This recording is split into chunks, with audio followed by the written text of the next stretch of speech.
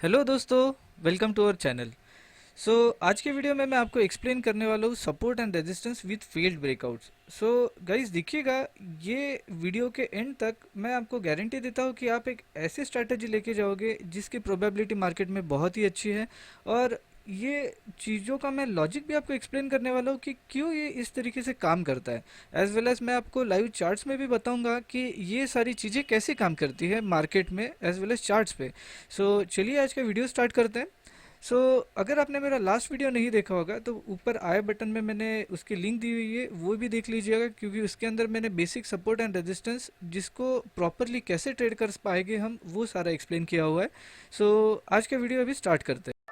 Simple support and resistance यानी क्या, तो एक पर्टिकुलर एरिया होता है, एक पर्टिकुलर एरिया होता है जहाँ पे प्राइस आ रही है और यहाँ से बाउंस कर रही है, प्राइस आ रही है यहाँ से बाउंस कर रही है। और रेजिस्टेंस यानी प्राइस एक एरिया में जा रही है, वहाँ से रिजेक्ट हो रही है, प्राइस एक एरिया में जा रही है, रिजेक्ट हो रही है। देखिएगा guys, failed support and resistance या फिर फेल्ड ब्रेकआउट जो होते हैं, इसको ट्रेड करना काफ़ी आसान होता है और इसके लिए हमको लेवल्स भी बहुत परफेक्टली मिल जाती है ट्रेड करने के लिए। इसके पीछे का लॉजिक भी मैं आपको एक्सप्लेन करता हूँ। देखिएगा क्या होता है कि कोई भी एरिया जहाँ पे प्राइस सपोर्ट ले रही है, मतलब कोई भी एरिया जहाँ पे प्राइस सपोर्ट ले रही है, वो अगर ब्रेक हो जाए और वो उसको फॉलो थ्रू ना करते हुए अगर प्राइस वहाँ पे थोड़ी देर सस्टेन करे और ये फेल हो जाए, मतलब ये फिर से अपने एरिया के अंदर घुस जाए, तो इसके बाद यही परफेक्ट एरिया जो है ना, ये इसके लिए बहुत ही अच्छे से सपोर्ट एंड रेजिस्टेंस का काम करता है। अगर आप देखोगे तो इसी को हम कभी कभार, मतलब ये एग्जैक्टली नहीं फॉर्म होता है, लेकिन ये जो पैटर्न है इसको आप even inverted head and shoulders भी बोल सकते हो। होता है कभी कभार फॉर्म, लेकिन हमेशा ही आपको ये पैटर्न नज़र नहीं आएगा। लेकिन इसका लॉजिक सेम ही है। इसके अंदर क्या होता है, एक सपोर्ट है, ये फेल हो जाता है, मतलब ये ब्रेकआउट तो देते हैं लेकिन ये ब्रेकआउट फेल हो जाता है, और एग्जैक्टली यही सपोर्ट का जो एरिया है वो इसको फिर से सपोर्ट का काम करता है। यही अगर हम इस रेजिस्टेंस में देखें तो क्या होता है ना, कि प्राइस रेजिस्ट करता है एक एरिया से, इसको ब्रेक करता है, फिर ये ब्रेकआउट फॉलो थ्रू नहीं होता है, फिर रिजेक्ट हो जाता है कोई एरिया से, और फिर एग्जैक्टली यही जो एरिया है हमारा, जो कि प्रीवियसली एक रेजिस्टेंस का काम कर रहा था, ये एक काफ़ी अच्छा रेजिस्टेंस बन जाता है। ये जो है फिर से अगेन इसको हम हेड एंड शोल्डर्स भी कहते हैं। हेड एंड शोल्डर्स रेजिस्टेंस के लिए, या फिर इन्वर्टेड हेड एंड शोल्डर्स जो कि सपोर्ट के लिए। देखिएगा, exactly inverted head and shoulders का पैटर्न आपको कभी नज़र नहीं आने वाला है, या फिर इवन हेड एंड शोल्डर्स का पैटर्न आपको नज़र नहीं आने वाला है। लेकिन इसका लॉजिक जो है वो exactly inverted head and shoulders या फिर सिंपल हेड एंड शोल्डर्स के तरीके से ही रहने वाला है। और इसको कैसे चार्ट्स में आइडेंटिफाई करना है वो भी हम अभी चार्ट्स के ऊपर जाके देखेंगे। एज वेल एज और एक चीज़ मैं एक्सप्लेन करने वाला हूँ, कभी कभार अगर हम इसको बड़े टाइम फ्रेम के ऊपर देखें तो इसके अंदर फॉर्मेशन जो है ना, वो आपको इस टाइप से भी दिखाई दे सकती है। एक कैंडल रहेगी, एक रिजेक्शन कैंडल आ जाएगी, और ये जो प्रीवियस कैंडल होती है इसके कुछ एरियाज में से इसी का कुछ एरिया रहता है जहाँ से प्राइस फिर से बाउंस हो सकती है। ठीक है, इसी को अगर हम देखें रिवर्स में, तो एक कैंडल रहेगी जहाँ से ये प्राइस रिजेक्ट हुई रहेगी, और इसका जो वीक एरिया रहता है या फिर ऊपर का जो support area, sorry resistance area होता है, यही से जो प्राइस है ये रिजेक्ट होगी। ये एक सिंपल सा daily time frame, weekly time frame, या फिर कोई भी सिंपल सा 15 मिनट 30 मिनट्स पे भी आप इसको यूज़ कर सकते हो। सिंपल लॉजिक है। इसके अंदर क्या होता है ना, कि सपोर्ट जो है वो फेल हो चुका है और वो फॉलो थ्रू नहीं दे रहा है, इसी कारण हमको वहाँ से बाय करना है। कोई रेजिस्टेंस है जो कि ब्रेकआउट हो गया है, जो कि फॉलो थ्रू नहीं दे रहा है, और उसको हमको सेल करना है। Simple logic. चलिए इसको हम चार्ट्स के ऊपर देखते हैं। देखिएगा, एग्जाम्पल के लिए कोई भी रैंडमली उठा लेते हैं, बजाज फिंसो उठा लेते हैं। बजाज फिंसो देखिएगा, बहुत सिंपल सिंपल है।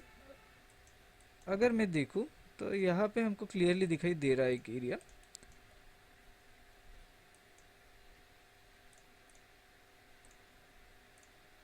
रेजिस्टेंस रेजिस्टेंस, ये जो है ये ब्रेकआउट हुआ, फॉलो थ्रू आ नहीं पाया, और देखिए एग्जैक्टली यही एरिया से ये फॉल हो गया।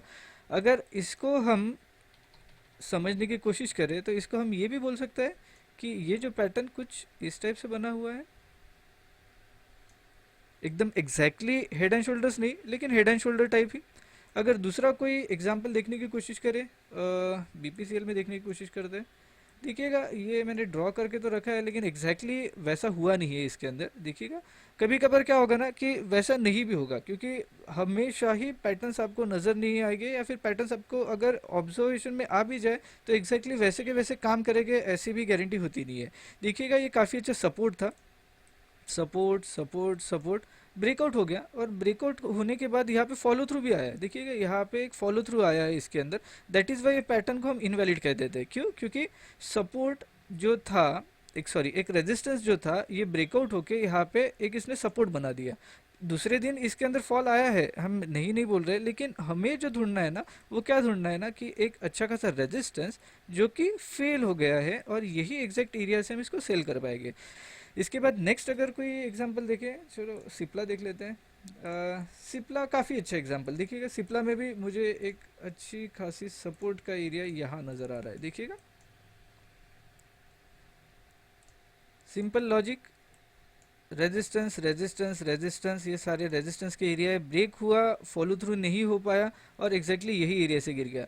इसके अंदर और एक जो चीज़ मैं ऐड करना चाहूँगा ना गाइस, कि वो देखिएगा क्या होता है कि प्राइस प्राइस अगर बहुत ज़्यादा स्ट्रांग होगी, मतलब ये प्राइस अगर ऊपर जा रही है, रेजिस्टेंस बना रही है, और ये रेजिस्टेंस बनाने के बाद अगर प्राइस इसको ब्रेक कर देती है और इसके अंदर बहुत अच्छी तगड़ी मोमेंटम आती है, मतलब ये क्या है ना कि यहाँ पे स्ट्रॉन्ग सेलर्स बैठे हुए हैं ये एरिया में, और फिर से अगर यहाँ पे जाएगी ना तो यहाँ से शॉर्ट होना ये गारंटीड होता है। ये बात ध्यान में रखिएगा, गारंटीड होता है। मैं आपको ये नहीं बोल रहा हूँ कि यहाँ से होगा या फिर हो सकता है, यहाँ से गारंटीड होता है। ये एग्जांपल यहाँ पे मैं आपको दिखाना चाहता हूँ। देखिएगा प्राइस रेजिस्टेंस लिया, रेजिस्टेंस लिया, रेजिस्टेंस लिया, अभी देखिएगा यहाँ पे ये ऊपर गया, ये ब्रेकआउट फेल हो गया, और अगर आप देख पाओगे ना तो ये जो सपोर्ट्स थे ना, मतलब ये जो लोस थे ना, ये सारे के सारे लोस को भी उसने ब्रेक कर दिया है। दैट इज़ वाई ये जो सेलिंग था ये गारंटीड सेलिंग था, यहाँ से सेलिंग आना ही चाहिए था। तो ये था ये थे सारे एग्जांपल्स। ये जो सारी चीज़ें हैं इसको चार्ट्स के ऊपर प्रैक्टिस कीजिए गाइस, और ये सारी चीज़ों को ऑब्जर्व करने की कोशिश कीजिए, क्योंकि क्या होता है कि सारे के सारे पैटर्न्स जो होते हैं, मतलब आप बहुत सारे पैटर्न्स अगर ढूंढने की कोशिश करोगे तो कंफ्यूज हो जाओगे, लेकिन अगर पर्टिकुलर एक या फिर दो पैटर्न्स को ही अगर आप चार्ट्स के ऊपर ऑब्जर्व करने की कोशिश करोगे तो मोस्ट प्रोबेबली वो आपको धीरे धीरे नज़र आना शुरू हो जाएगा, और मोस्ट प्रोबेबली जो लोगों को नहीं दिखता है वो सारी चीज़ें आपको ऑटोमेटिकली चार्ट्स के ऊपर नज़र आनी शुरू हो जाएगी। लेकिन इसके लिए लगती है प्रैक्टिस और चार्ट के ऑब्जर्वेशंस।